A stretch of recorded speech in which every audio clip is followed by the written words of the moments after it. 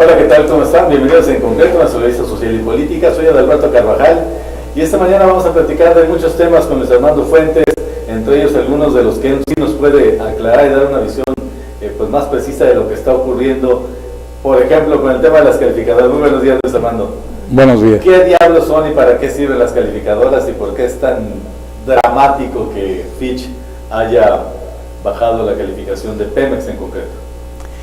Bueno, mira, las calificadoras tienen una metodología que yo creo que por lo general nos resulta bastante oscura, tratando de medir el riesgo de una inversión. ¿Por qué el riesgo?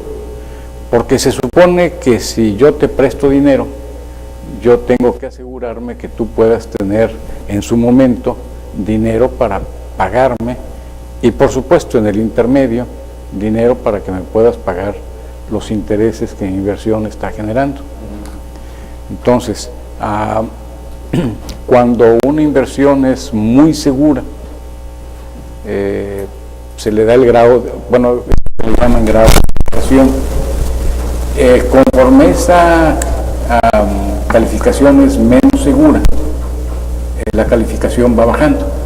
Entonces, aunque hay metodologías distintas y formas distintas de llamarle, digamos que todas parten de un triple A, doble A, B, y en esa categoría de B, otra vez triple B, doble B, B, C y D, que son los bonos basura generalmente.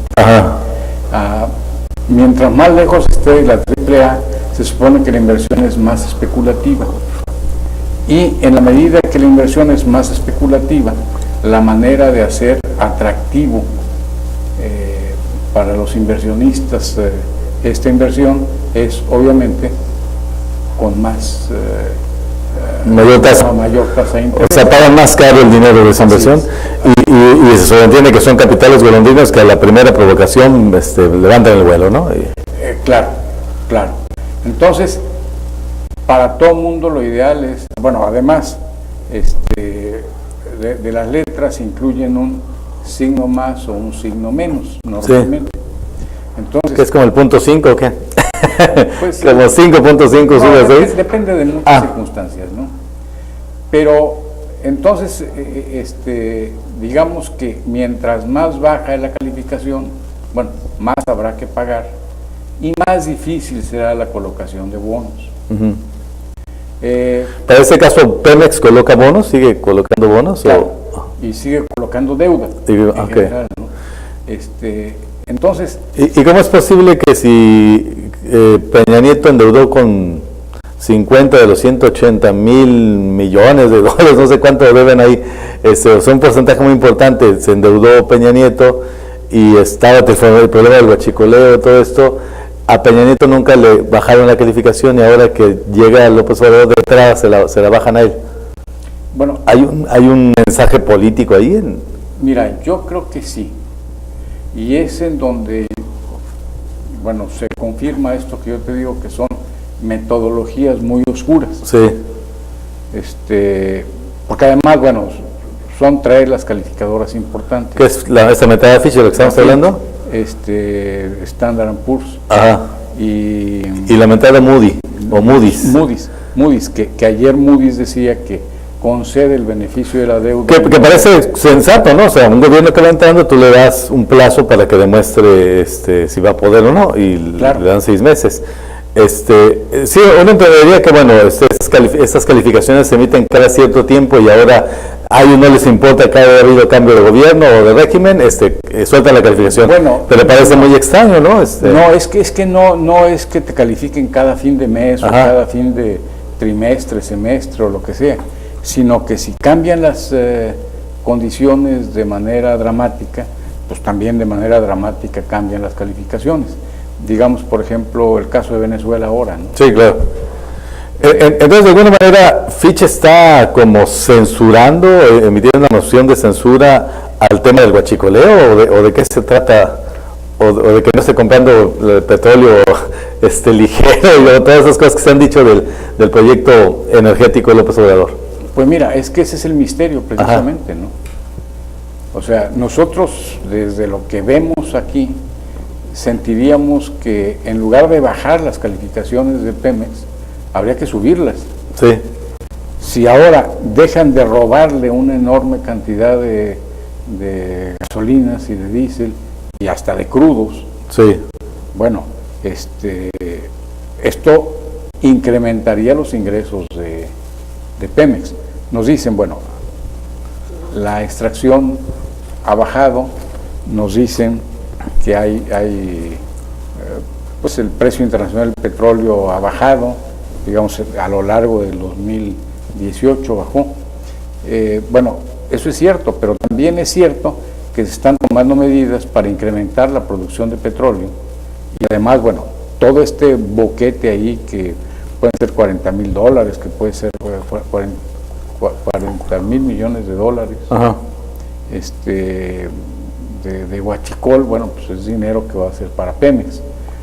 Obviamente hay gastos adicionales, ¿sí? Se está gastando más en vigilancia, se está gastando más porque el transporte en pipas y no en los ductos Sí. es más costoso, se está gastando más porque pues, se compraron las pipas estas que empiezan a entregarse y terminan de entregarse hacia el último tercio de marzo.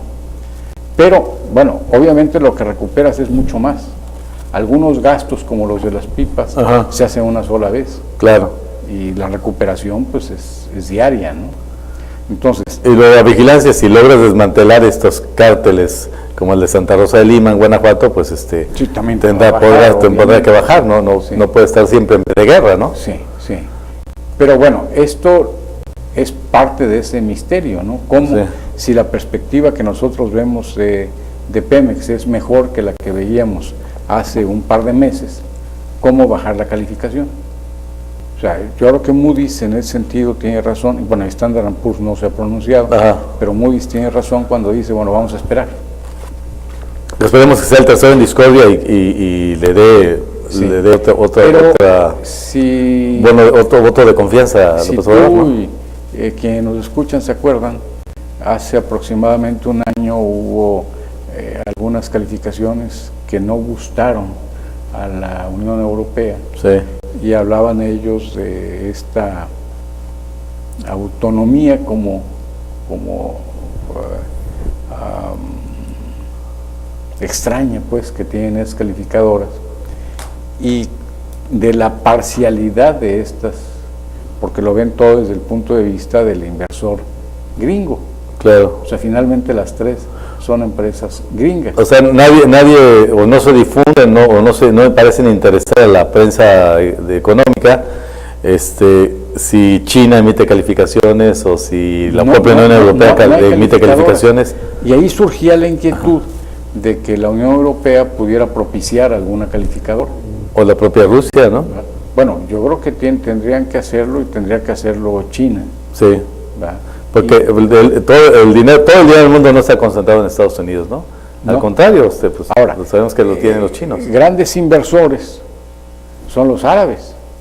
¿Y por qué no entonces los países árabes tener una calificadora que se ajuste a los intereses de ellos y que califique la deuda que ellos obtienen en un momento dado, ¿no? Imagínate que las condiciones que pondrían los árabes, ¿no?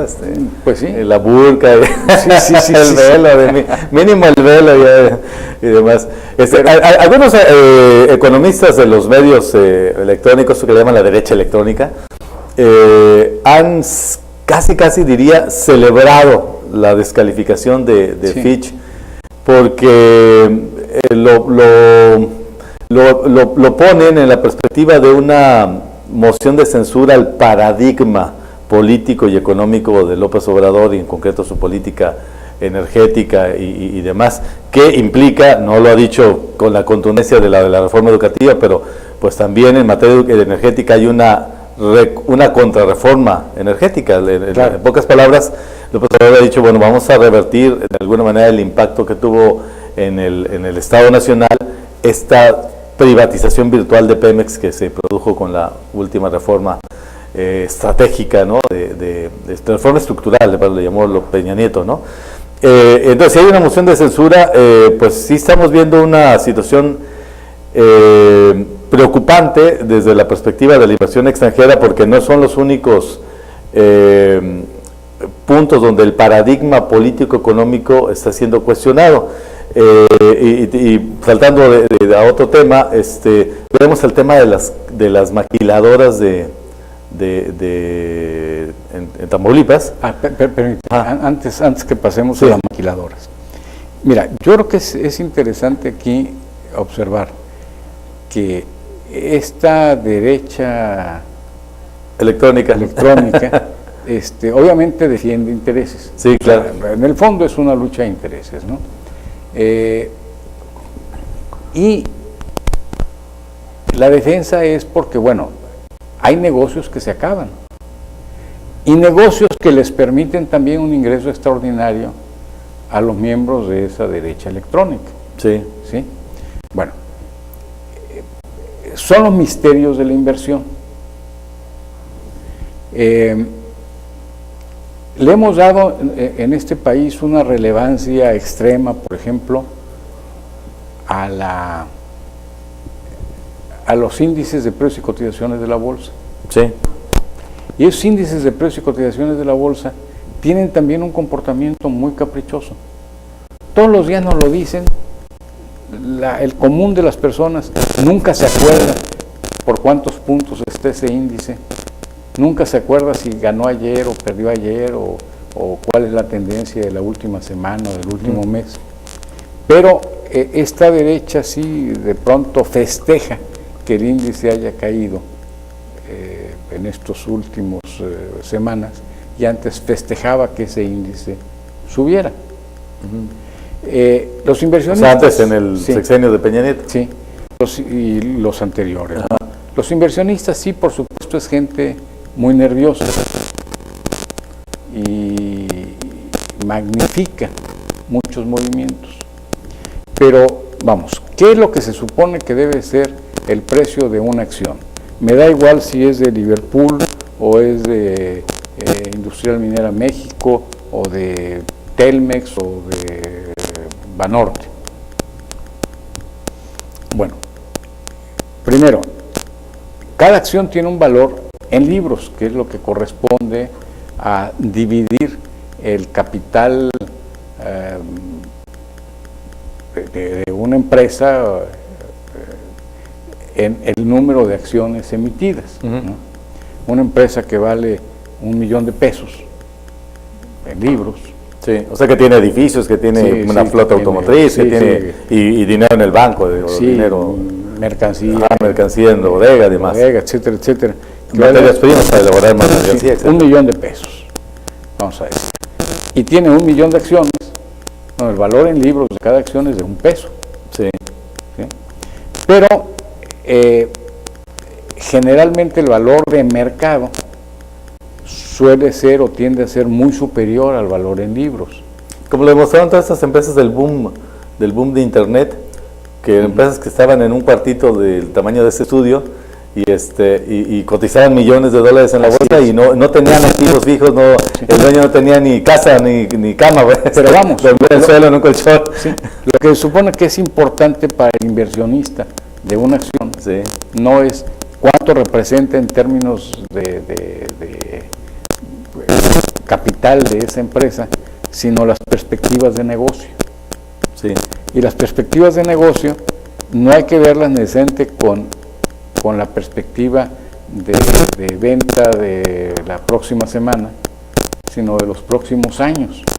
Si no, las empresas se dedican a hacer tamales ahora, por ejemplo, tendrían que ver su cotización altamente elevada porque viene el 2 de octubre y la costumbre en este país es consumir tamales el 2 de octubre. 2 de febrero, perdón.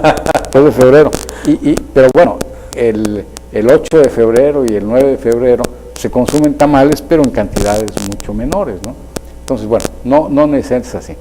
Entonces, si hay la perspectiva de que un país crezca, si hay la perspectiva de que una empresa ofrece un producto que puede crecer para crecer los ingresos de los habitantes de este país. Entonces la empresa tiene buenas perspectivas y esto incrementa el precio. Pero muchas veces la modificación que se ve favorable o desfavorable para una empresa no es tan grande, o para una economía no es tan grande, y sin embargo la bolsa reacciona con una subida o con una bajada bárbara. Y luego, ese es en general el índice de la bolsa, pero cada una de las acciones a veces sube o baja de manera más dramática. No es común, pero llega a observarse en algunas ocasiones que en un día una empresa baja 20% o sube 20%, ¿no? Y bueno, como que es muy difícil que haya un hecho que pueda impactar la proyección de una empresa de una manera tan grande como para que se den estos cambios. Y la verdad es que la bolsa es un ecosistema absolutamente especulativo, ¿no? O sea, finalmente las acciones de una empresa suben y bajan en función de que alguien las compró y forzó, creó toda una situación para que subieran abruptamente y poderlas vender a la alza, y alguien interesado en comprar acciones de una empresa creó condiciones en ese ambiente financiero para que las acciones de la empresa cayeran y poderlas comprar a la baja y luego dejar que recuperaran por su... Eso es relativamente hay mucha inercia, ¿no? O sea, tú quieres comprar, entonces muchas veces antes de comprar vendes o intentas vender masivamente y a lo mejor lo haces y provocas la baja del mercado, entonces otros nerviosos quieren vender y tú recompras mucho más abajo de donde vendiste, ¿no? Te esperas un rato, la perspectiva de la empresa era buena, por eso te interesaba comprar, y entonces se revalúa. Sí, es una guerra de nervios. Pero esto, yo a lo que voy es a que, bueno, ahí entran luego también las calificadoras, ¿no? A calificar las acciones y tal, pero es algo que no se ajusta a la realidad y no es objetivo. Porque están metidas en la misma lógica especulativa y ellos trabajan para, de alguna manera, mantener este sistema alentar esta lógica, digamos. La especulación. Yo te ayudo a especular. Esta es buena, esta es regular, esta es mala. Ajá. Aquí métele con más confianza, acá velo con cierta reserva, ¿no? Ahora, muchos de estos inversionistas lo que hacen muchas veces ni siquiera es comprar directamente acciones, sino que hay un fondo que, bueno, es una mezcla de valores de todo tipo, que incluye acciones, que incluye bonos, que incluye obligaciones, que incluye lo que se nos ocurra, y entonces alguien compra partes de ese fondo, con lo cual el fondo obtiene más dinero y, bueno, va creciendo más y, bueno, diversifica esa cartera. O sea, nadie acostumbra a un inversionistas individuales y directos poner todos los huevos en una canasta por razones lógicas. Sí, claro. ¿No? Y también nadie busca solo valores muy conservadores porque pagan muy poco, y nadie busca valores exclusivamente especulativos porque que paguen bien son muy riesgosos. El riesgo es real. Entonces, bueno, ahora, México necesita inversión y necesita una buena cantidad de dinero de inversión, pero... Y además está endeudado y está pagando intereses. Claro. Y necesita pagar que esos intereses sean bajos. También aquí debemos entender que hay dos tipos de inversión. Y cuando hablamos de estos valores nos referimos exclusivamente a una inversión financiera. Pero aparte, y esta resulta también de una utilidad muy importante, necesitamos inversión directa. La inversión directa no la hacen quienes siguen los índices de la bolsa o las calificaciones de estas empresas, sino que esos vienen y se establecen, hacen una inversión física, hacen una inversión en maquinaria, hacen una inversión en capacitación, consiguen proveedores nacionales o extranjeros y se pueden fabricar automóviles, por ejemplo. O a maquilar las partes de automóviles. O a maquilar. Antes de pasar a ese tema de los maquiladores, que es muy importante también esclarecerlo, Le he escuchado dos o tres analistas de finanzas y de empresas en los medios electrónicos hablar, y los que escriben en la prensa, a mencionar esta idea coincidente, no sé si, no creo que haya habido línea, es un lugar común y varios de ellos han vuelto a él, decir, no hay que pelearse con la cocinera, en una clara crítica al presidente López Obrador, que pues fue poco diplomático, poco cortés con Fitch, y de entrada la confrontó. Dice, no hay que pelearse con la cocinera porque ellos son finalmente los que le pueden echar sal de más o lo que tú quieras, o quién sabe qué cosa al platillo, ¿no?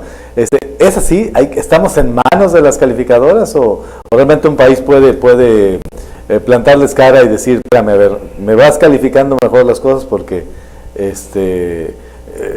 vimos a alguien que sugería al propio Mario Delgado decir en la Cámara de Diputados, pues yo les sugiero que cambien su metodología porque así no funcionan, así no van a salir las cuentas, ¿no? ¿Les podemos exigir que cambien la metodología o estamos a merced de lo que decidan estas calificadoras como Fitch? No, mira, no podemos exigirles. Pero son empresas además que ni mexicanas son. Sí, claro. Pero también habría que entender al inversionista. Yo siento que los inversionistas reales, los grandes fondos de capital globales, no se mueven por lo que dice una calificadora, ¿no?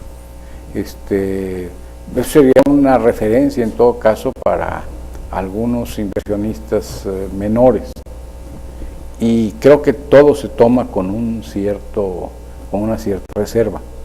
De hecho, cuando tenemos las temporadas de baja en una bolsa, lo mismo la de México que la de Nueva York o la de Londres o Frankfurt, la que sea, la gente no necesariamente sigue vendiendo y provoca la ruptura del mercado, sino que muchos dicen, bueno, es oportunidad para invertir. Que además ni siquiera es la gente, son los agentes de la bolsa. O sea, son esas casas de bolsa que la gente, el verdadero inversionista les entrega ciega su dinero, y si ustedes manéjenlo como puedan, les hacen un esquema ahí, como bien decías, que un paquete que incluye acciones de poco riesgo, pero baja rentabilidad, y de alto riesgo, pero muy redituables, y ellos manejan. Entonces realmente es un lenguaje, es un idioma que nada más hablan entre ellos la calificadora con la casa de bolsa, y son como reglas del juego para que el negocio siga funcionando, sí. Un negocio que es eminentemente especulación financiera.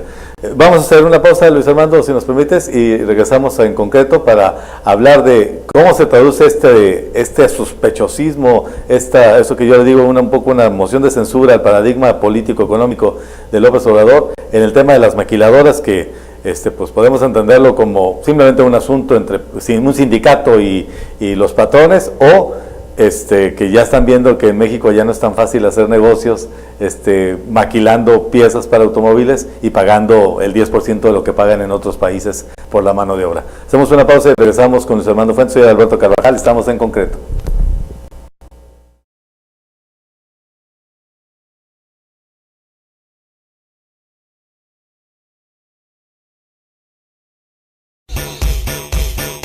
Tú escuchas Radio Fresca, Fresh Radio.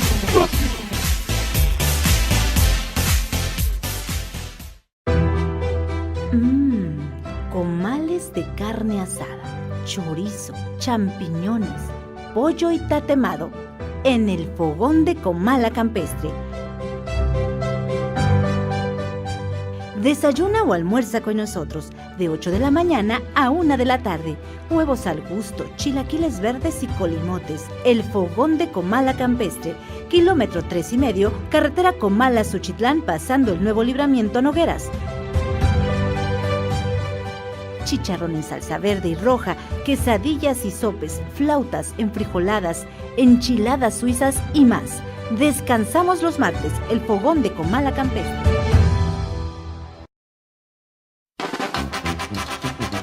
Consienta a su mascota. La atención que su mascota se merece la encuentra en Veterinaria y Alimentos Morelos. Atención al 312-312-4207. Veterinaria y Alimentos Morelos. En Morelos 96, en el centro.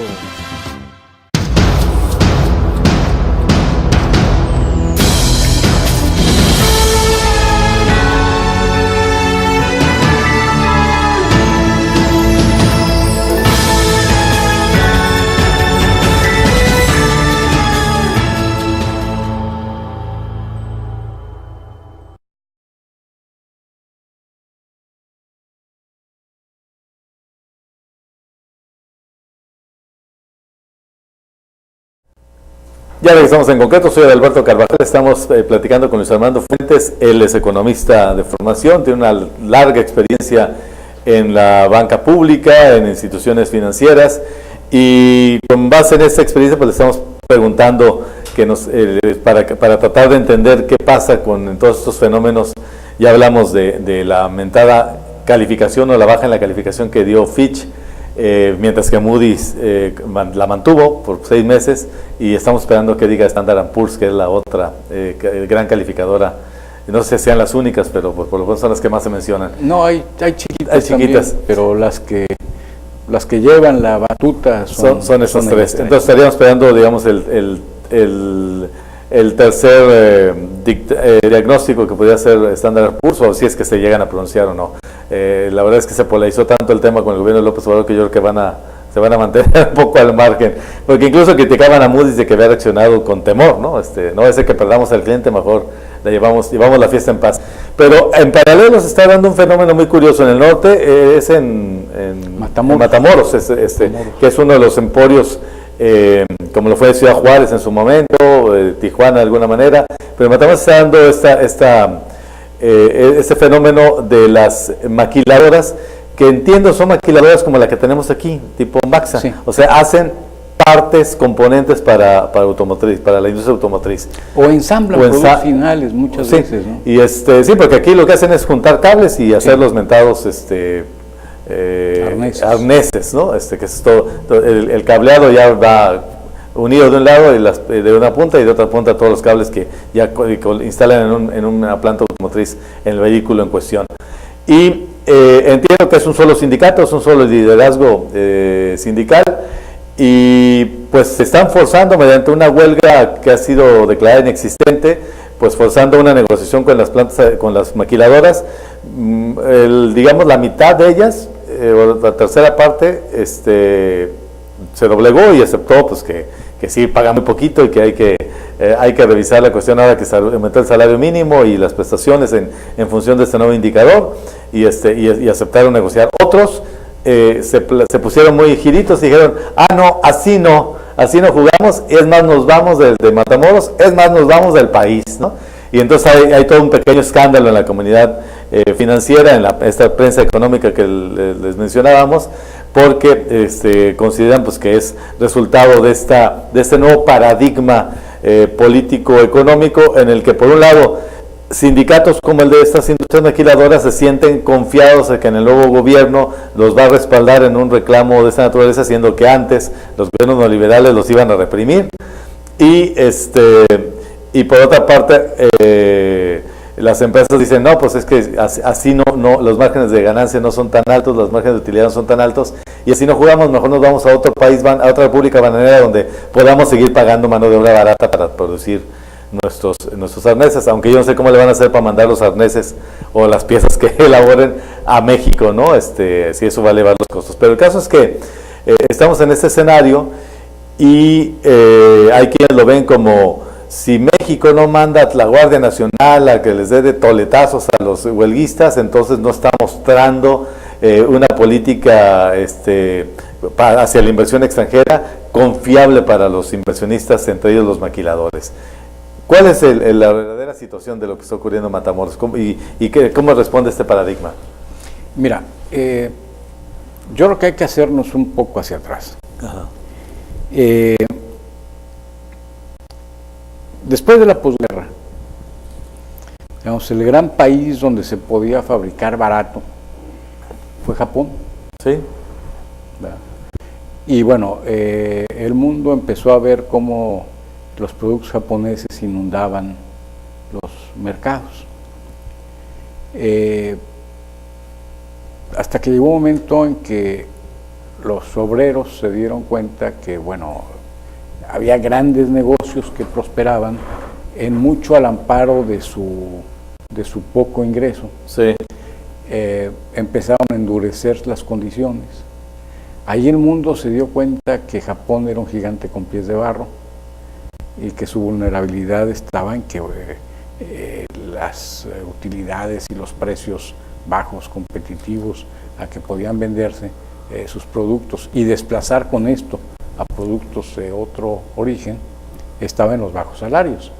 Y cuando los obreros dijeron, bueno, queremos más, entonces estos productos se encarecieron y entonces era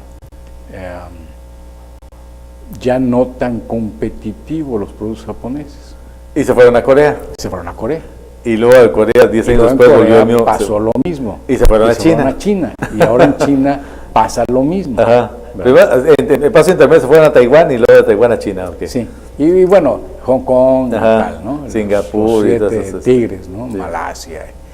Pero digamos, el país más grueso deja de ser Japón para que sea Corea. Ya le está pasando hasta con China, ¿no? Y ahora, claro, pensaban que en China la reserva de pobres nunca se iba a acabar, que siempre iba a haber gente dispuesta a trabajar por un plato de arroz, como era la leyenda urbana, y ahora resulta que no, que los chinos quieren ganar bien y empiezan a producirse, aprendieron de la maquiladora, se transformaron en desarrolladores de tecnología y ahora están inundando ellos. Ahora son los chinos los que andan buscando países, repúblicas bananeras donde traer sus plantas a producir con mano de obra barata. Así es. Y al mismo tiempo también vemos, se festeja el crecimiento del mercado chino. Ajá. Pero el mercado chino crece porque crecen los ingresos de los chinos. Claro. Entonces, por un lado, no quieren que crezcan los ingresos de los chinos, pero sí festejan que crezca el mercado porque los chinos tienen dinero para pagar. ¿Qué es lo que querían? O sea, en su momento cuando quiso entrar Coca-Cola y McDonald's y no, es que China, pues la gente no tiene dinero para comprar. Entonces, fracasaron en ese primer intento con Carter, estamos hablando de los años 70, fracasaron en crear un mercado para productos occidentales en China porque los chinos no tenían dinero. Y hoy en día, pues los chinos tienen mucho dinero. Claro, entiendo, por ejemplo, que es el principal mercado de Kentucky, ¿no? Sí. Pero bueno. Prefieren el pollo al pato pequinés. Al pato a la pequinés. Pero bueno, los países así buscan, bueno, los grandes empresarios, buscan estos países donde producir, pagando la mano de obra más barata posible, ¿no? Obviamente dentro de esto menos especializado, se encuentran las maquiladoras. México, de pronto, cuando empieza a existir este programa de maquiladoras, allá por los años 70, fin de los 60, principio de los 70, tiene un gran empuje, porque muchas veces veíamos una empresa de Nogales, Sonora, instalándose, de Nogales, Arizona, instalándose en Nogales, Sonora, ¿no? Sí. Nada más era cruzar la y línea. Y era pagar $8 la hora, $8 la jornada, ¿no? Bueno, $8 la hora, o a lo mejor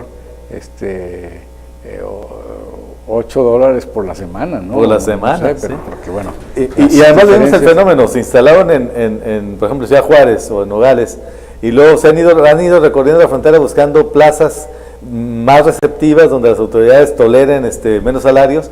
Y esos de Matamoros, más de una va a venir a dar a Colima, porque si en Matamoros pagan poco, aquí en Maxa pagan menos todavía. Sí, no dudo que venga para acá o vaya a Guanajuato, que bueno, ya se ha saturado un tanto de eso, San Luis Potosí o lo que sea. Pero, claro, la gran concentración sigue siendo en la frontera, porque, bueno, el mercado de productos acabados, sobre todo, más importante, pues es Estados Unidos. Todas las empresas quieren vender en Estados Unidos, nadie quiere producir en Estados Unidos porque es muy costoso. Nosotros tenemos la gran ventaja de nuestra localización cerca de los Estados Unidos. Entonces el transporte, pues como quiera que sea, es menos. Pero en un momento dado puede ser más barato producir en Uganda o en quién sabe dónde, si los salarios se incrementan sustancialmente en México, y llevar los productos, las materias primas de quién sabe dónde a Uganda, y luego de Uganda a Estados Unidos, a Europa, sí, o donde sea, porque finalmente... Pero implica una semana de navegación en un buque, en un contenedor marítimo, o los costos inimaginables de llevar las piezas en avión, mientras que en la frontera llevarlas incluso al viejo emporio automotriz de Estados Unidos que era Detroit, llevarlos pues es horas, ¿no? Horas de transportación terrestre, ¿no? Sí. En Matamoros no estaba pasando como lo que contaban en aquella película de una de esas de Ocean Eleven, la segunda versión que hicieron, la que ya fue con Brad Pitt y esas. Hay una escena muy chistosa en donde ellos tienen que cambiar todos los dados que se usan en Las Vegas, y entonces para ello infiltran una fábrica, una maquiladora de dados y cartas de juego en la frontera mexicana. Y entonces parece que el negocio va caminando, que el plan va en marcha, y pum, les surge un líder sindical y les organiza una huelga en la maquiladora. Y entonces estos cuates pues reniegan porque el plan que tenían para defraudar el casino, que se trata la película, o 3 casinos al mismo tiempo, pues se ve entorpecido porque hay una huelga en la maquiladora, porque un líder sindical tuvo la inteligencia, la valentía también y la capacidad de organizar a sus compañeros y decirles: oigan, nos están pagando muy poquito por hacer estos dados. Allá cuando estaban en Estados Unidos, la jornada la pagaban a tanta la hora, y aquí nos pagan cualquier cosa por producir exactamente la misma mercancía con las mismas especificaciones de calidad y lo que tú quieras. Y entonces esa es la situación, o sea, pagan muy poco en la frontera, y a la menor provocación, cuando les surge un liderazgo sindical, que yo no sé si este señor sea un líder charro o no, pero cuando surge un movimiento de reivindicación salarial, se asustan, ¿no? Y entonces quieren que el gobierno haga como en Cananea, que mande las tropas para reprimir a los huelguistas. Sí, mira, lo que sucede es que en México, como en cualquier otro país, los obreros mal pagados ven una oportunidad real de poder ganar un poco más. Y el líder que encabece ese movimiento surge de alguna forma, de algún lugar. Eso no tiene nada de raro, ¿no? Pero además, sobre todo en México, creo que los sindicatos o algunos sindicatos y trabajadores ven que las condiciones políticas cambiaron, sí, y que la represión ya no va a ser algo tan común y no va a ser algo tan profundo como fue en años anteriores. Y que la política oficial ya no es tener un sindicato charro o un sindicato blanco que mediatice la demanda obrera, o como ocurría con los panistas, que le surja otro sindicatito que divida la fuerza obrera, pulverice la unión, y entonces sea más fácil para el patrón manejar a 2, 3 sindicatos gracias a estas reformas judiciales que les dieron la posibilidad de tener nuevos sindicatos y para que ya no estuviera concentrada toda la representación laboral en la CTM, por ejemplo, ¿no? Entonces, esos dos modelos ya quedaron atrás. La gente está viendo que con López Obrador a lo mejor las condiciones cambiaron, por eso me refería a que hay un nuevo paradigma, y entonces se entusiasma, ¿no? Claro. Pero mira, por ejemplo, se dice de la industria automotriz, yo no he comprobado el dato, pero bueno, por ahí surgía hace algunos días. Un obrero de la industria automotriz en México gana la 20ª parte de que un obrero de la industria automotriz en Alemania. Pues sí. ¿Sí? Bueno. Y hacen lo mismo. Vamos a dejar, sí, el dato allí. Yo insisto, yo en lo personal no lo he comprobado. Pero esto nos habla de las grandes diferencias entre los ingresos de un obrero en un lugar y en otro, en un país y en otro. Para darle competitividad a la zona fronteriza se decide hacer un régimen especial en la frontera que implica menos impuestos, etcétera, que implica al mismo tiempo el incremento del salario mínimo al doble. Bueno, yo creo que si las condiciones para un país o para una región específica mejoran, uno supone que esta mejora debe ser buena y ayudar a todos, no nada más a los empresarios. Claro. Pero esto es algo que yo siento que en México se había entendido ya hace muchos años. Y con esta etapa del neoliberalismo, que fue favorecer enormemente a la empresa, favorecer enormemente la acumulación de capital y hacer esto obviamente desfavoreciendo a la fuerza de trabajo, entonces se nos olvida que lo que conviene a un país, a una economía, es que se mantenga este equilibrio entre los diferentes factores de la producción y que de pronto alguien atente contra esa acumulación acelerada de capital por parte de los dueños del capital y continúe desfavoreciendo a los ya de por sí rezagados trabajadores, bueno, pues rompe efectivamente ese paradigma y esta gente no se cansa de recibir más y más y más y más, ¿no? ¿Qué es lo que supondríamos sano? Bueno, que se restablezca ese equilibrio. Si los obreros, los trabajadores han sido tan castigados en sus salarios durante 30 años, 30 y tantos años, 30 años vamos a decir, bueno, lo lógico es que haya una recuperación gradual del poder adquisitivo de los salarios, Sí. lo cual significaría una pérdida parcial en porcentaje de utilidades. Pero aquí yo creo que los empresarios, más que apostarle a aumentar su porciento en los ingresos, debería apostarle a que pudiéramos consumir mucho más porque se fortalecieron los mercados internos, ¿no? Sí. O sea, No, pero, China al maquilador le importa le vale un comino. pues sí, a todos, Porque ¿no? muchas veces incluso son empresarios que trabajan para otros empresarios, o sea, ni Claro, siquiera, o sea que deberían ser los gerentes de las plantas si trabajaran para la transnacional, pero en realidad se convierten en pequeños empresarios porque tienen tantos márgenes de ganancia. Claro, el ideal para ellos sería estos países donde trabajan niños, ¿no? Y trabajan jornadas de 18 horas y parece que no hubiera habido siglo XX y siguen y trabajan desnudos porque el calor no lo soportan en bodegones ahí en las selvas de Filipinas, qué sé yo. Para ellos eso sería lo ideal, o sea, maximizar las utilidades.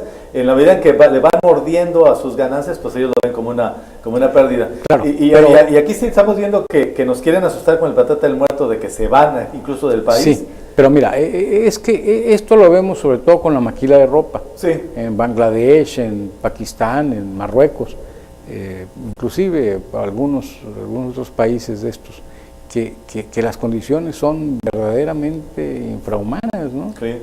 Bueno, pero para eso existen gobiernos, para defender esas Sí, sociedades claro, y para no permitir que estos empresarios voraces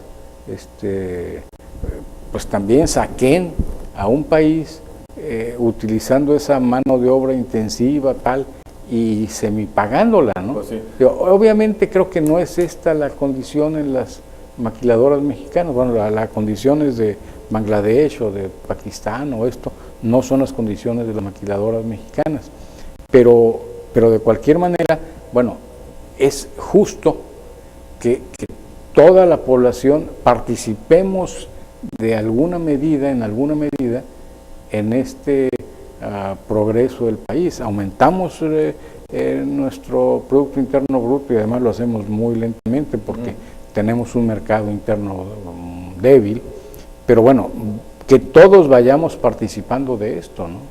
O sea, yo creo que nadie debe desconocer que sí, el inversionista debe ganar, que hay que debe haber una retribución al capital, pero ¿cuál es la justa retribución? En función también de que la utilidad que se genere, parte de esta pueda ser para mano de obra. O sea, las condiciones en México cambiaron y de pronto cambian en algún otro país del mundo a favor de los empresarios o en contra.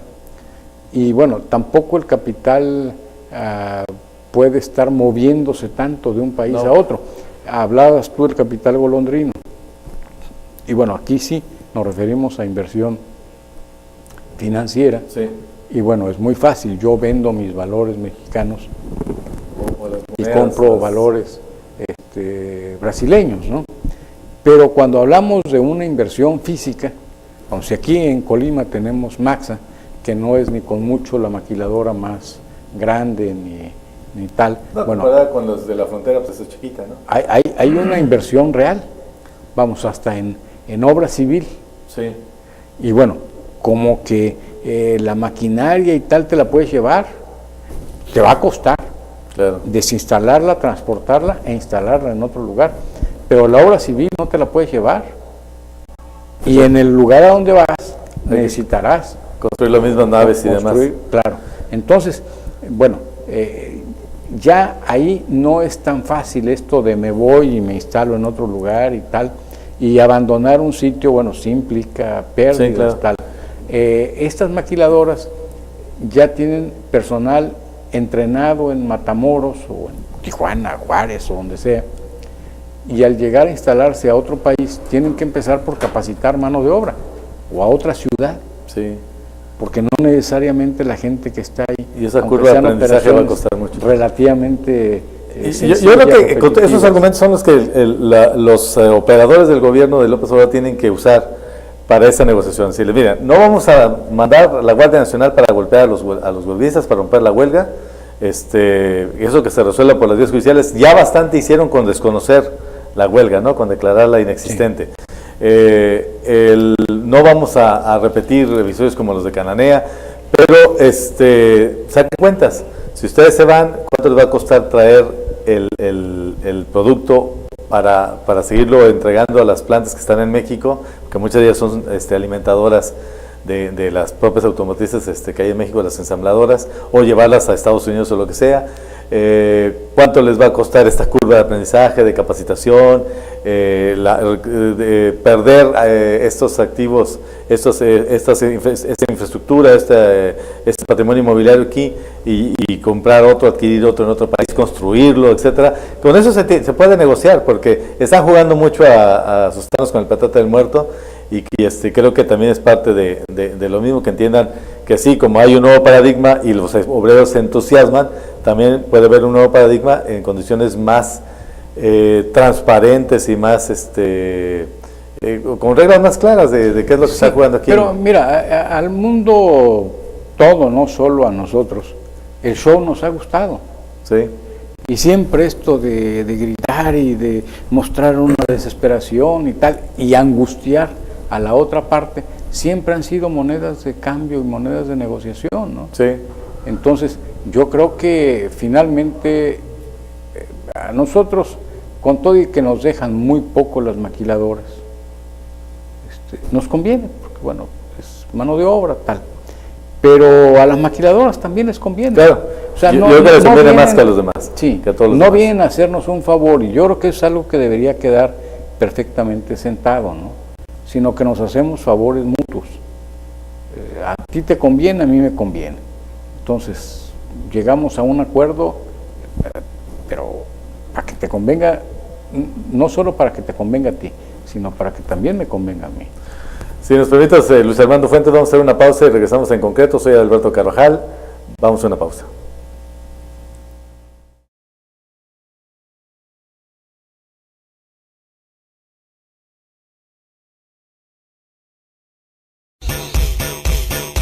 Tú escuchas Radio Fresca, Fresh Radio.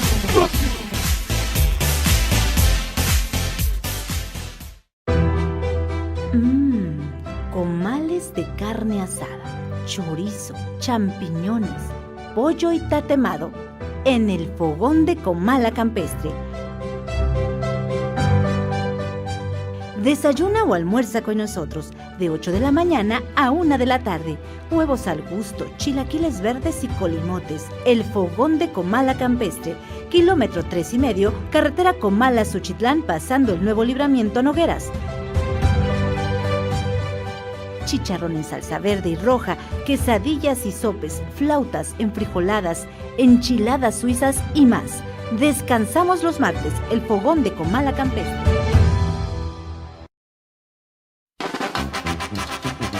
Consienta a su mascota. La atención que su mascota se merece la encuentra en Veterinaria y Alimentos Morelos. Atención al 312-31-24207. Veterinaria y Alimentos Morelos. En Morelos 96, en el centro.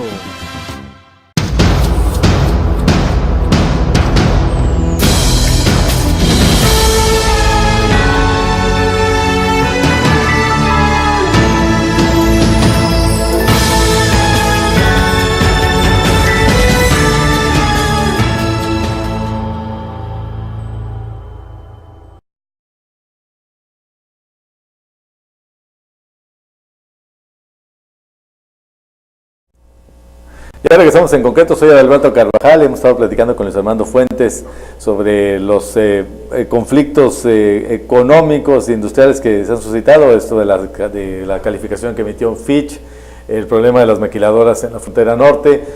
Hay muchos temas que quisiéramos tratar aquí, no nos va a alcanzar el tiempo. Está, por supuesto, esta Estrategia Nacional de Lectura que se anunció el domingo pasado, que tiene implicaciones muy interesantes. Yo les recomiendo la entrevista que tuvimos con el secretario de Cultura, Carlos Ramírez, que pueden encontrarla ahí en estas páginas, en la página de Facebook de Carvajal Berber y también el enlace a través de Fresh Radio, porque aborda cuestiones muy interesantes. Creo que tiene una buena perspectiva sobre la cuestión. Está, por supuesto, todo este asunto de cómo han ido a resonar a la Ciudad de México los conflictos internos de la bancada de Morena. Claudia Yáñez, que se llevó la diputada federal Claudia Yáñez, que se llevó a las dos diputadas, a Jazmín García y a Claudia Aguirre, se llama, creo, la otra diputada, y les dieron foro.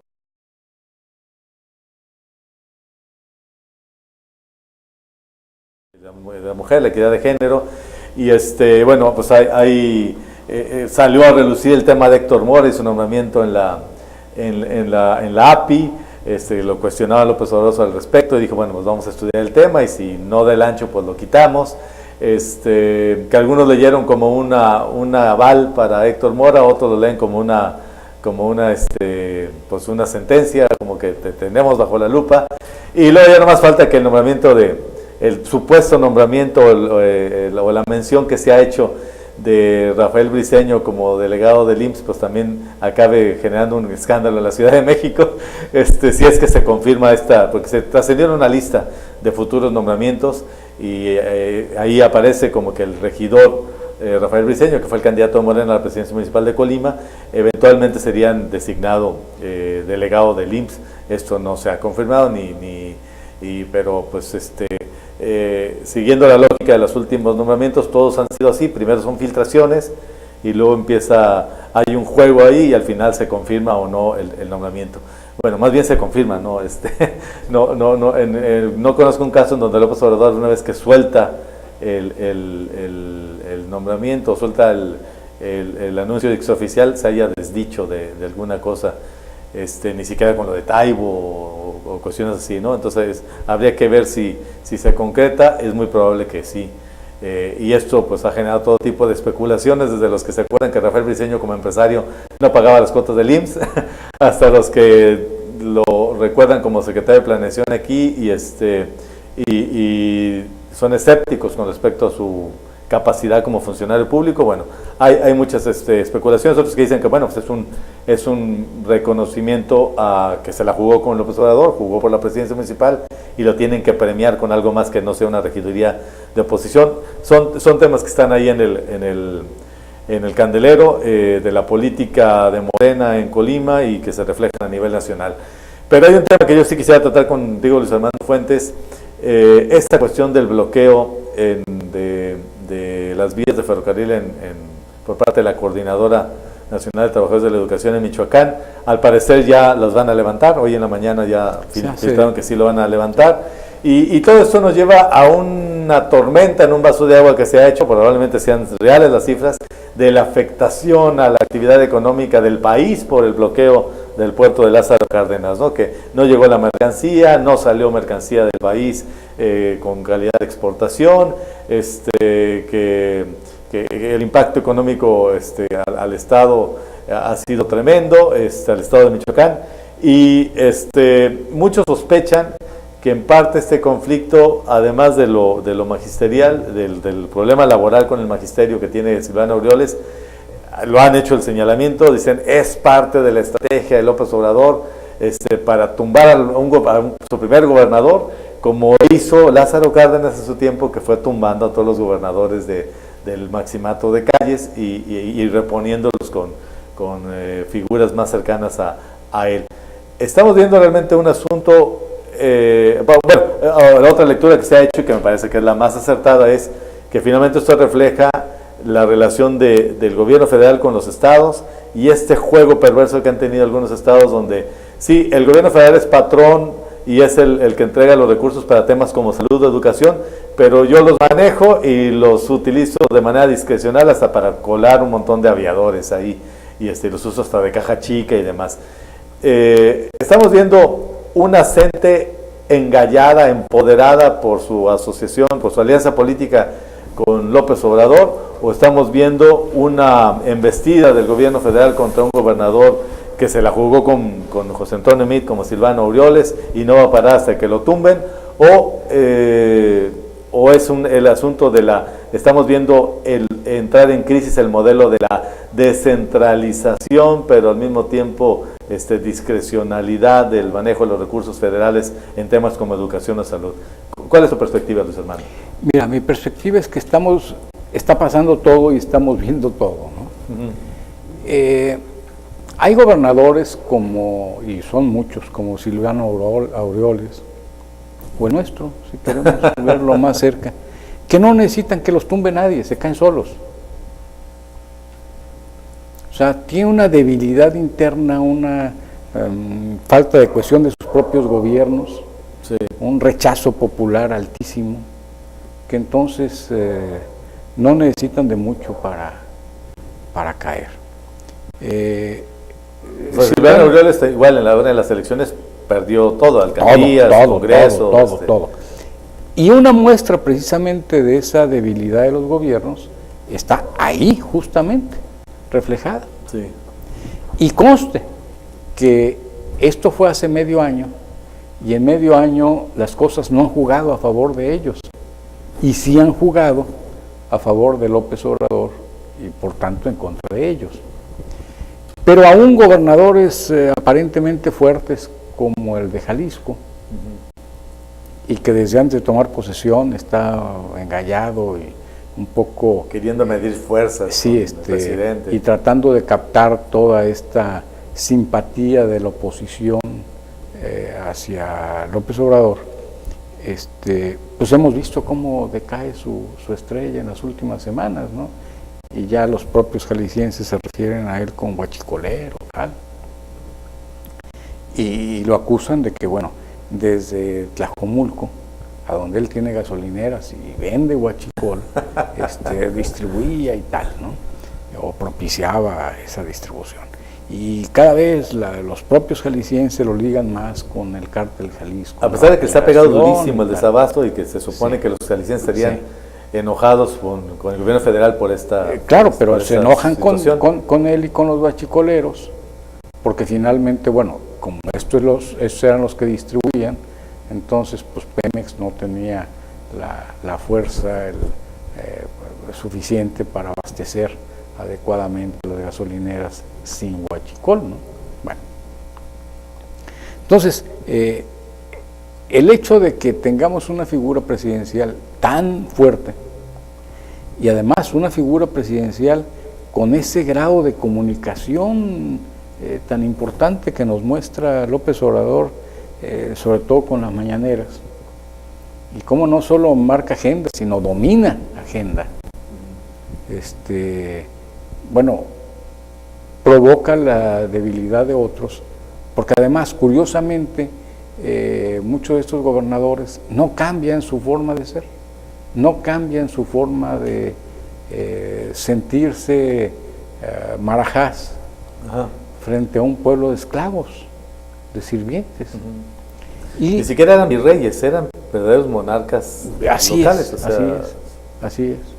Y por otro lado, bueno, también mucho, todo esto es producto de la insensibilidad de los gobernantes, ¿no? O sea, yo provengo de una familia real y antes de ser rey, pues fui príncipe y me relacioné solo con duques y condes, ¿no? Entonces, de pronto ahí un plebeyo, un lacayo, un quién sé qué, pues eso siguen siendo eso, y eso nunca tendrán las condiciones ni las características para tener un puesto como el mío, ¿no? Y es muy curiosa esta degradación moral de Silvano Aureoles en este caso, porque estaba recordando a alguien que lo conoció en el PRD, cómo él empezó, creo que en Marabatío, jugó para alcalde, no lo dejaban llegar, y luego volvió a jugar, y se fue a convertir en una figura local importante que creció en buena medida por el descrédito de Fausto Vallejo y de Jesús Reina, todas esas gentes que están relacionadas con la tuta y toda esta situación del PRI, y ahí irrumpió Silvano Aureoles. Representó una nueva generación de los viejos perredistas, como tipo ¿cómo se llama aquel? Arias, ¿no? Cristóbal Arias y todos ellos se habían dominado la escena política, y luego por supuesto una refrescada a lo que había dejado este último gobernador, que tuvo un hermano que lo metieron por la cajuela, ¿no? ¿Cómo se llama? Godoy, ¿no? Los Godoy, que fueron un desastre. Y de alguna manera Silvano Aureoles se le veía como una figura que iba a refrescar el escenario de la izquierda en Michoacán, y hoy en día lo vemos que le surge un problema político y dice, pues ahí se ven, yo me voy a Europa porque tengo una conferencia que dar, o no sé a qué diablos fue, que evidentemente es un viaje de placer, es un viaje se está evadiendo realmente de la situación, y cuando se le complica el escenario, en lugar de venirse, todavía se va a ahora voy a Londres, ¿no? Ahí me esperan. Y yo pienso que Silvano Aureoles tiene los días contados como mandatario.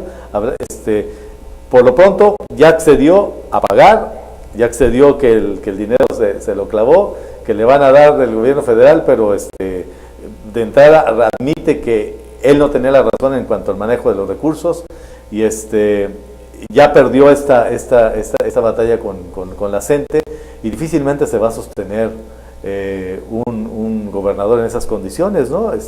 Tan confrontado con el poder presidencial. Sí, mira, en lo personal a mí Aureoles nunca me ha caído bien, debo decirlo. Quizá desde ese punto de vista... Fue de los peñaditos, ¿no? De los que copiaron el peinadito. Sí, me parece un oportunista, pero bueno, no me parece ideológicamente consistente ni nada. Tampoco, ¿no? No, pues o sea, quizá esa antipatía que a mí me ocasiona también distorsiona mi opinión con respecto a él. Pero esto que estamos viendo en este conflicto con la gente, bueno, es algo que refleja eso, ¿no? Esta frase tan trillada, tan repetida, de que un proletario puede aburguesarse, pero un burgués jamás podrá proletarizarse. Aquí se cumple, ¿no? Sí. Este proletario llegó a burgués y ahora ya no puede reproletarizarse, ¿no? Desafortunadamente mucha gente que conoce las mieles del poder y del dinero y todo esto, pues se acostumbra tanto a ellos y le gusta tanto esto que bueno, pues permanece ahí por el resto de sus días y algo más. Entonces, acostumbrarse al lujo, acostumbrarse al buen vivir, acostumbrarse a tal, le gusta mucho a los políticos, y a muchos otros que no somos políticos, quizás si estuviéramos ahí también nos gustaría, y que luego nos jalen la sotana y nos pongan en el lugar donde debemos estar, en esta medianía republicana, juarista, López Obradorista, pues no es algo que resulte agradable, ¿no? Ahora, algunos quizá han disimulado un poco más, y efectivamente el caso de Aureoles pues es un caso emblemático en cierta forma, porque pues se gasta la lana, le dan dinero, se la gasta en otra cosa, deja un problema, huye de ese problema y luego vuelve a poner dinero al gobierno federal, y luego los funcionarios, esos importantísimos de Michoacán, dicen, pues es que yo no puedo pagar si no me da la orden directa el gobernador y tal, como si no el gobernador para firmar el cheque, conflicto, ¿no? Pues sí. Y bueno, todo este rejuego, porque bueno, pues obviamente los funcionarios del gobierno de Michoacán pues responden a los intereses del gobernador, no a los intereses del presidente, ni de la CENTE, ni de nadie, ¿no? Yo creo que ¿cómo se llama? Silvano Aureoles, ¿no? Sí. Es uno de esos mandatarios que no acaba de aceptar que no le salió la jugada. Él, como Rafael Moreno Valle, como el de Jalisco, ¿cómo se llama? Enrique Alfaro. Fueron de los gobernadores que creyeron que podían ser candidatos presidenciales y presidentes eventualmente de la República. El Silvano Aureoles en particular construyó todo su proyecto político en la lógica de que sí, el presidente tiene un delfín que es José Antonio Meade, pero voy a encarecer mi posición y luego negocio con él, y se le olvidó que había un López Obrador que traía una inercia imparable y que y nunca consideró ese escenario, pero él sí se sentía presidenciable, y como que no acaba. Bueno, Rafael Moreno Valle pues perdió la vida en un lamentable accidente. Enrique Alfaro, como evidentemente todavía no acaba de entender que perdió esa aspiración, y que ahora el presidente es López Obrador, y que pues en este país hay un gobierno federal y los gobernadores no son pares del presidente de la República. Todavía no lo acaba de entender Enrique Alfaro, pero Silvano Aureoles está completamente perdido. O sea, su proyecto fracasó desde el momento en que apostó por José Antonio Meade, cuando la lógica, cuando el sentido común te indicaba que no tenía nada que hacer por ese proyecto, y no entiendes cómo un gobernador perredista, en lugar de encabezar pues una corriente del PRD que se adhiriera al proyecto de un expresidente del PRD como era López Obrador, y reconociera que pues la ruta era por la izquierda, en lugar de eso se clavó y se obsesionó con el proyecto neoliberal, se la jugó con ellos, y hoy en día está completamente perdido, no perdió la brújula por completo. Sí, pero mira, decía la gente antigua de Colima que el que nunca ha tenido y llega a tener, loco se quiere volver. Ajá. Muchas veces la gente sube una hoja de papel y siente que está ya flotando en las nubes. Te ilustro con la gran mayoría de los diputados locales. Sí. Gente que llegó con las siglas de Morena sin ser parte de Morena. Gente que jamás pensó ser jefe de manzana, y de pronto le dicen, órale, eres diputado. Y ahora todos quieren o piensan que van a llegar a la presidencia de la República, ¿no? No, hombre, todos quieren ser coordinadores de la bancada. Todos. Se la van a ir turnando, no conocen la O por lo redondo, y sin embargo quieren ser ya llevan 3, nos faltan 13. Sí. En 3 años yo creo que se alcanza a darle la vuelta a los 13 originales que eran de Morena, ¿no? Claro. Entonces, así somos, pues. Sí. O como dice la gente de Colima, así somos. Sí.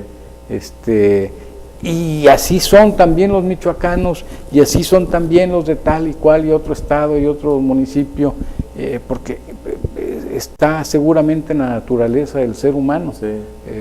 La ambición. Lo que pasa es que algunos de planos tienen esto muy sobredimensionado, ¿no?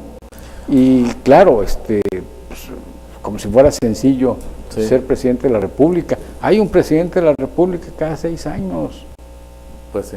Con todo y que Es ahora... que si Peña Nieto fue, pues... Sí, claro que los demás piensan que pueden pero ser. claro, haciendo aquí un Si paréntesis... Vicente Fox fue. Ya, o sea, Enrique Alfaro, por ejemplo, ese es su referente. Claro. Si Vicente Fox, a base de puras ocurrencias, llegó a la presidencia desde una gubernatura de un estado que es vecino de Guanajuato, ¿por qué Enrique Alfaro no lo puede hacer? Claro. Si el gobernador de Colima dice, me quedan 3 años, nado de muertito y trato de llevar la fiesta en paz a través de Mario Delgado con López Obrador, y ahí muere, y mientras acá opera para desmantelar el Congreso de oposición, pero a Silvano Aureoles, ¿cuánto le queda en el gobierno? Como eso de que ha habido ajustes en las fechas, hubo gobernadores chiquitos y otros ya no sé, pero yo creo que a Silvano Aureoles no está ni en la situación de Enrique Alfaro de que pues no le queda otra más que pelear 6 años porque va entrando, ni en la posición de ¿cómo se llama? Nacho Peralta, nuestro gobernador, que le quedan 3 años y pues va a tratar de pasar inadvertido, que no lo noten en el centro. A yo creo que no tiene salida. Yo creo que lo único que le queda es renunciar, porque así como le brotó este conflicto con la CENTE, le va a brotar otro conflicto en cualquier otro momento y no va a aguantar. Peor si los que le brincan son los ex de la familia michoacana o como se llame ahora la delincuencia organizada de Michoacán, que para eso se pintan solos los michoacanos, mis paisanos. Eventualmente habrá otro conflicto y no lo va a soportar, no tiene la fuerza política, ni la autoridad moral, ni la legitimidad, ni el equipo para operar una situación distinta a la que ahora le ha surgido con la CENTE. Sí, pero aquí una noticia para él y para otros muchos, ¿no? Sí es cierto que cualquiera puede llegar, pues si llegó Fox puede llegar cualquiera, sí, pero no es tan fácil, ¿no? Porque también el pueblo ya ha despertado, claro, ¿no? Sí, sí. Primero. Y segundo, insisto, solo llega uno cada 6 años. Y con López Obrador tenemos presidente para 12 años. Porque él está siendo presidente durante 12 años. Al menos eso indica la realidad. ¿Estás especulando si se va a reelegir o qué? No. ¿Va a cambiar la Constitución? Jornadas de 16 horas o más al día, pues te da una doble jornada y en 6 años va a ser 12, años, ¿no? Perro, ¿no? Sí, entonces... años de perro. Sí, pero continuando con esta idea, Enrique Alfaro, él está en posibilidades de aspirar para dentro de 6 años. Silvano Aureoles la jugó el año pasado, o el antepasado, en el 2017, cuando estaba la definirse las candidaturas, la madrugó, no le salió la jugada, ya no tiene nada que hacer. Y yo creo que en bien de los michoacanos y a Colima nos interesa este tema porque buena parte de varios municipios de Michoacán pues forman parte de la región en donde Colima es el centro, el eje, y entonces nos afecta las decisiones que pueda tomar, imagínate una falla mayor del Estado en Michoacán, como ya ocurre, pues esto el efecto cucaracha. Yo ya estoy escuchando ahí a los derechairos, el dictador López Obrador, pero realmente yo ahí insistiría y bueno, creo que cualquier persona puede verlo. El pobre Aureoles no se sostiene solo. Ya no. No se sostenía antes y ahora menos. Porque ni modo que el PRD nacional lo vaya a respaldar, ¿no? ¿Quién, perdón? El PRD. Sí, existe todavía. Un partido que fue fundado en el 89. ¿Existe todavía? Pues sí, o sea, es que la verdad ya no existe, ¿no? Sí. Ya el PRD ya es una marca registrada por los chuchos, marca registrada, franquiciada a los chuchos, y ya no tiene peso ni función, y ese partido al que pertenece Silvano Aureoles no lo va a respaldar, no lo va a respaldar los herederos de la tuta, o sea, no es Jesús Reina, pues, ¿no? Aureoles, o sea, en ese sentido está desvalido políticamente. Y yo insisto, lo único que le queda al gobernador de Michoacán es presentar su renuncia, negociar una salida decorosa y inventarse otro viaje a Europa y decir que le gustó mucho por allá, que allá está muy bonito el clima y que se va del país porque Michoacán no se merece esta situación. Sí, no se sostiene solo. Mira, hace muchos años, yo recuerdo cuando era niño que oía a los viejos políticos de Comala que decían que, bueno, no podías estar en contra del cura, del del cura, del profe y del gobernador. Ajá. Porque si tú te podías pelear con el gobernador en un momento dado, pero tenía la aprobación del cura y del profe. Ajá. O te podías pelear con el profe, pero tenía que apoyarte el cura y el gobernador. O sea, siempre necesitas un sostén, más allá de tu aceptación o no por la población, el sostén lo necesitas. Y es parte del equilibrio del poder, ¿no? Si tú te peleas con todos, o nunca hiciste amistad con nadie, que no sé cuál sea exactamente el caso de Aureoles, pero creo que va en los dos sentidos. Sí. Entonces, ¿qué te sostiene? Así que el pueblo salga enardecido, no, queremos que Silvano siga siendo nuestro gobernador. Si es un conejo, ese corre, está acostumbrado a correr, ¿no? Y ya lo demostró ahora, corrió. O sea, es más conejo que Aureoles. Algunos sí como que pensaban que era para no caer, digamos, no hacer escarnio de él, pensaban que lo de conejo era una deformación, y entonces lo citaban como cornejo, ¿no? Así, sí, Silvano Aureoles Cornejo. No, es conejo, su apellido es conejo. Sí. Luis Armando, pues podemos seguir hablando horas y horas sobre la cuestión, pero ya lo haremos en la sobremesa. Muchas gracias al auditorio por habernos escuchado. Te agradecemos mucho tu presencia en este programa. Eres Luis Armando Fuentes. Yo soy Alberto Carvajal. Nos vemos aquí el próximo martes en concreto.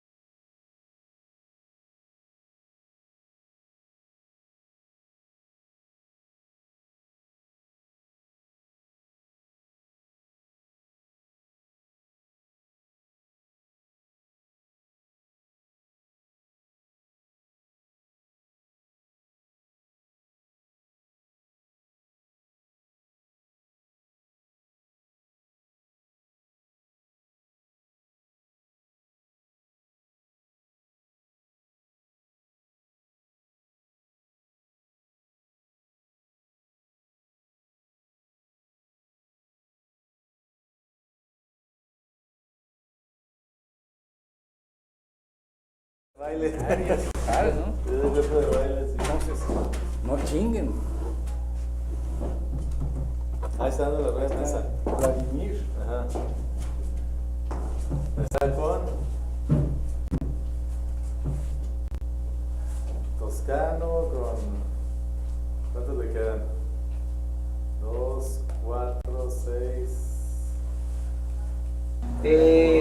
Nosotros vamos a respetar las instancias correspondientes, vamos a respetar las instancias de derechos humanos, de cuanto estén apegadas a derechos, confiamos en eso, y nada más el ejercicio de la votación en la cuestión del reacomodo en las comisiones y el acercamiento fue con todos los compañeros y las compañeras.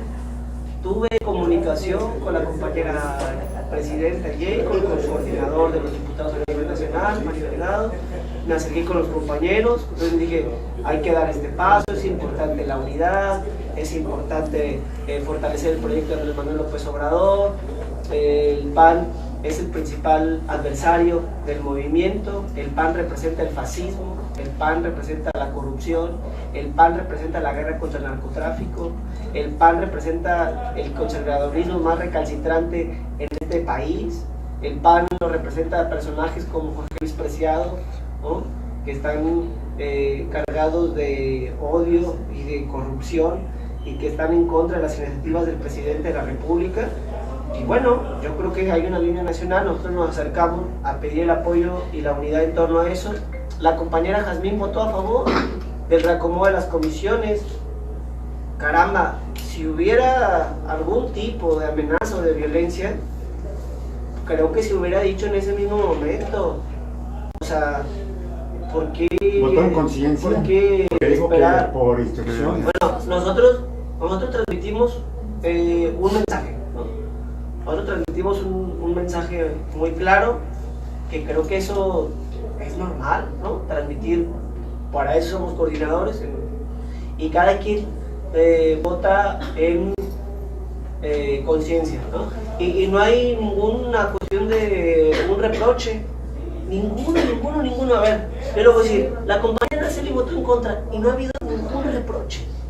Volviendo a la pregunta original, entonces ya dicen no, más o menos algo de derechos humanos. nada más quería puntualizar que Vamos no era a cierto. ahorita, si quieres, algo de la fiscalía, lo podemos comentar. Pero estoy haciendo una pregunta directa. Ante todas estas investigaciones que se van a realizar o se están realizando, ¿podrías retirarte como diputado?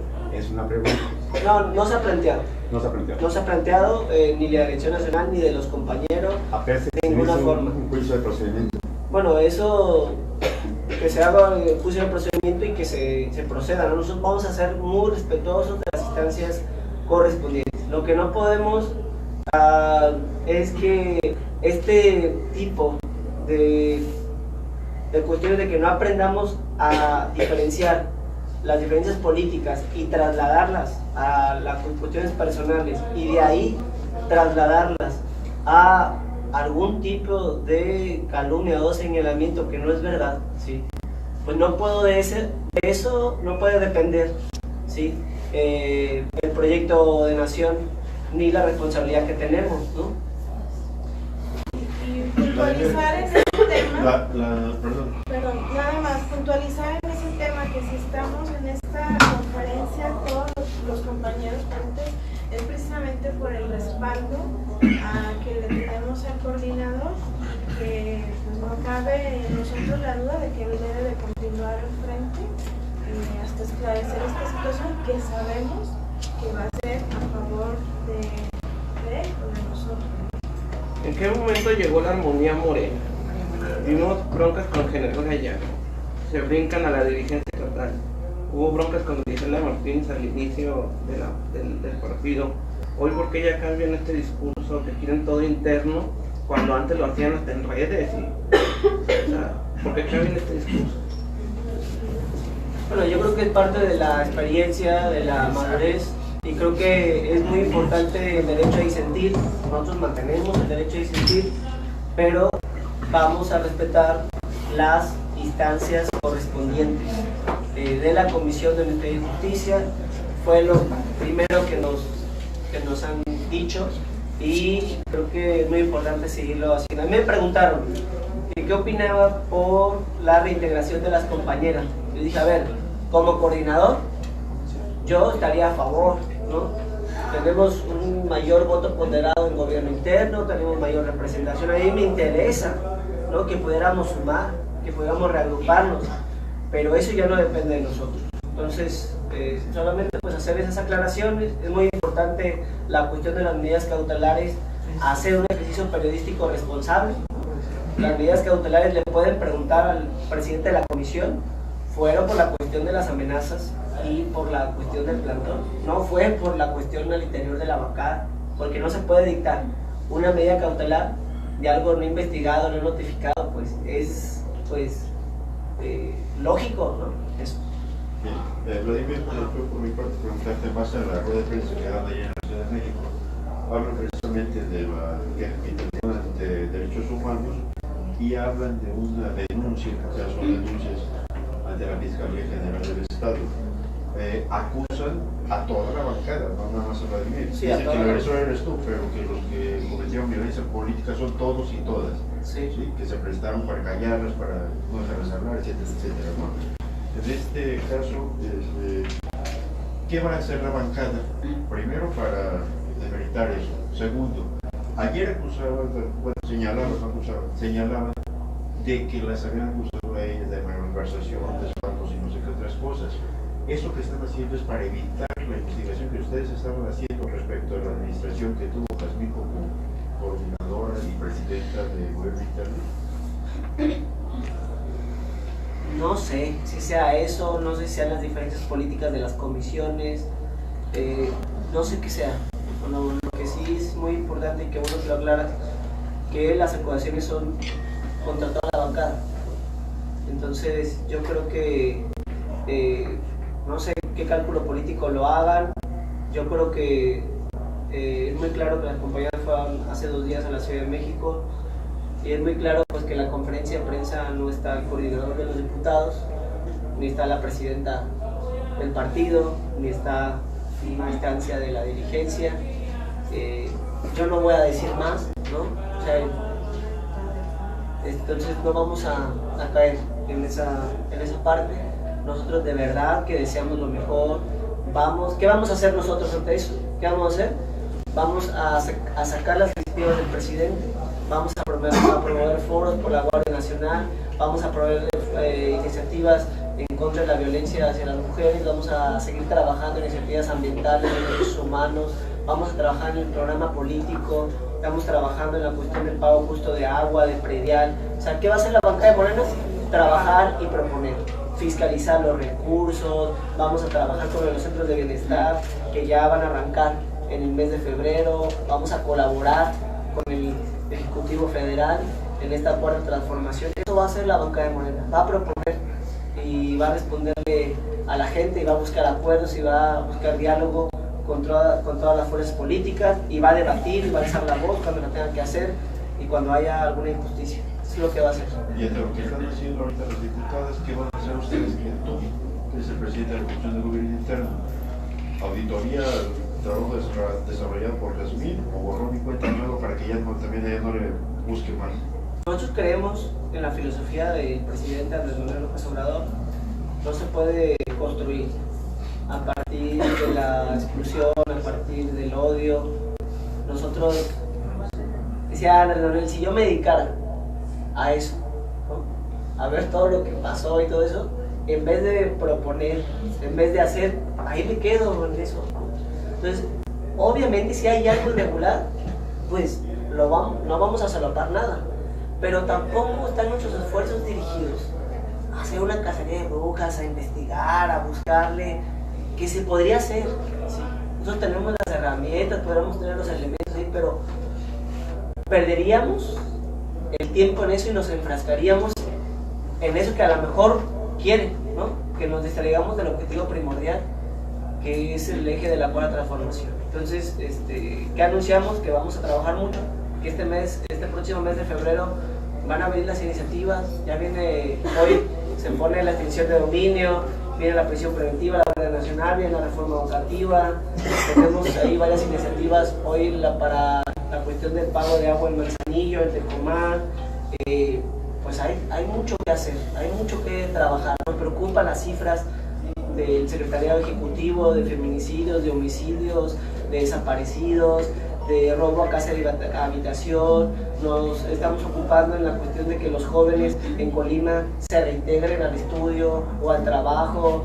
Estamos muy preocupados y muy ocupados para que en estos próximos meses ya se hagan los centros del bienestar, ¿sí? Para que haya una opción en cada municipio para los jóvenes, una alternativa. Y pues vamos a trabajar en eso y vamos a invitar a las compañeras Jazmín, a Claudia y a todos los compañeros del legislativo a trabajar en ello, a invitarlas a que sean parte. Y si hay una iniciativa buena de parte del PRI, de parte del PAN, de parte del Movimiento Ciudadano, como las ha habido, pues las vamos a votar a favor y las vamos a apoyar, que para eso estamos aquí, para ver por el bien de la gente, no por una cuestión particular. Entonces, ¿cuál es la postura de nosotros? Amor y paz. Pero los mismos señalamientos que mencionaba Juan Ramón, los malos manejos que acusaron ayer los diputados, ¿se arrepienten de estos señalamientos que hicieron cuando se dio el cambio en la coordinación y en la presencia del gobierno interno? No, nosotros nunca hicimos señalamientos. En ninguna conferencia de prensa hicimos señalamientos. Y bueno, para más lo que comentaron, de los mismos acusaciones que hicieron ayer los diputados en la Ciudad de México sobre que hubo que las acallaban de gritos y que se les prohibía hablar con nombres, lo mencionaron, yo sé, nada más para puntualizarlo, niegan estos rotundamente. Al contrario, creo que defendemos eso. ¿Entonces las compañeras son mentirosas?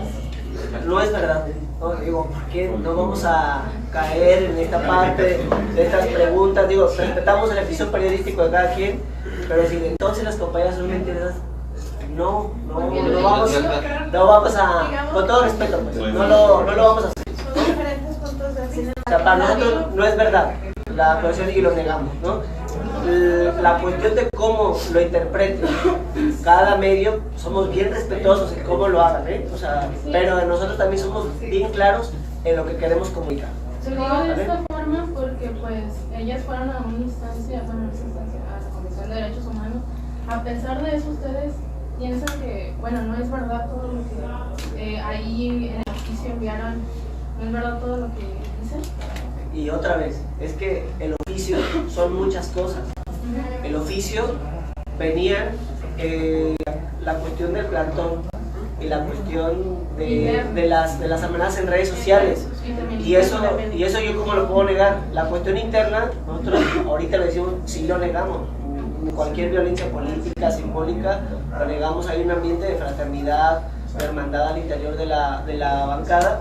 Y la cuestión de lo del plantón, pues ya se vio que si hay buena comunicación con la gente del plantón, no están en contra de ellas, y ahí están las acusaciones, decían que nosotros estábamos financiando el plantón, los del plantón parece que protestan contra nosotros, hay pruebas, hay videos, hay fotos, ¿no? Que conviven con los diputados del PAN y que les dan para las pizzas y todo, o sea, está bien, pues no hay problema en eso, pues, porque no nos asustamos, aunque haya un plantón o tres afuera, nosotros no vamos a decir quiten el plantón, al contrario, o no vamos a decir que no nos griten, no pasa nada, porque, a ver, si este país ya cambió, y este Congreso ya cambió, y no tenemos miedo al disenso, ¿no? Pero también decirles que estamos más fuertes que nunca y que no van a quebrar nuestro anhelo y nuestra convicción de que el país y que Colima cambie, ¿no? De que por esos problemas la bancada de Morena va a seguir unida y va a seguir trabajando.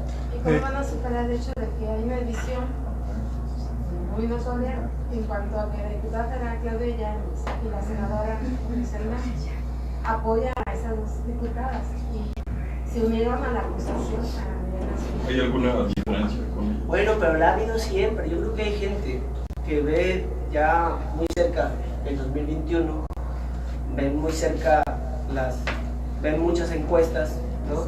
Tal vez les preocupa lo que estuvieron en contra, eso también está documentado, ¿no? Que esta gente, incluso la gente del plantón y la gente que nos grita un personaje de ahí, y luego alguien ahí hablaba, el general Gallardo, si pueden agarrar un hilito, es un buen ejercicio periodístico, cómo coincide todo, ¿no? Descalificaciones en contra de nuestra delegada, y parece que están muy preocupados por lo que va a pasar en 2021. ¿Qué nos pide Andrés? Que nos preocupemos en la gente, que veamos el presupuesto, que veamos lo de la universidad, que veamos los programas sociales en el caso del gobierno federal aquí en Colima, que no nos estemos preocupando por los cargos en 3 años, ¿no? Que lo hagamos bien, que hagamos nuestro mayor esfuerzo y que ya se verá el mecanismo más democrático de decisiones, pero que no nos podemos dividir, no puede haber intereses políticos, ¿sí? Personales. O sea que estas legisladoras están faltando a esa instrucción del presidente. Tal vez, o sea, yo lo que creo es que hay mucha preocupación en torno a lo que va a pasar en 3 años, ¿no? Y que nos debemos de ocupar por el presente, en cumplirle a la gente. Esa es mi posición. ¿Crees que Griselda y Claudia están pensando en la gobernatura? Acá que hablas de encuestas y tal vez. Las diputadas mencionaban que en el Congreso local se expiden más pleitos que leyes. ¿Cuántas leyes ya aprobadas se han hecho? Nosotros, creo que los primeros meses fueron dedicamos a la fiscalización, dedicamos a la cuestión del presupuesto, porque no solamente es legislar la función de un diputado. Creo que hemos hecho muchas propuestas, creo que logramos un buen presupuesto, un presupuesto histórico en diciembre, y no tengo el dato exacto de las iniciativas, pero se han hecho iniciativas importantes como la ley de austeridad. Ha habido varias, y además lo que sí puedo decir que desde hace 2 semanas que estamos, cada semana hacemos la cuestión de las iniciativas. Yo las he dicho cada que voy a un programa de radio o a un medio de comunicación, yo digo, todos mis compañeros han hecho propuestas, ¿no? Arturo, Julio, Memo, Olivier, Araceli, Anel, todos, frente lo del maíz, lo de la violencia digital, lo del reconocimiento de las lenguas indígenas, lo del pago del predial, el pago del agua de Julio, la cuestión que está trabajando Arturo de los adultos mayores. Hemos estado trabajando y hemos hecho propuestas. Entonces, muchas están en comisiones, ¿no? Y también porque cuando llegamos, nuestra principal preocupación fue la cuestión del presupuesto y la cuestión de la fiscalización, y creo que se avanzó mucho en ese tema. Hay que recordar que se recortaron los servicios de gastos personales del gobernador, los viajes, ¿no? Que hubo un recorte a los privilegios y que se hizo una ley de austeridad. Entonces, yo creo que eso es muy importante. Hay integrantes aquí en la estructura de Morena, pero no está el dirigente. No está Sergio Jiménez Bojado. ¿Qué se debe esto? ¿No lo invitaron? ¿No quiere venir? Bueno, yo creo que habría que preguntarle a Sergio esa parte. Nosotros te digo que no vamos a entrar en eso, ¿no? Muchas gracias.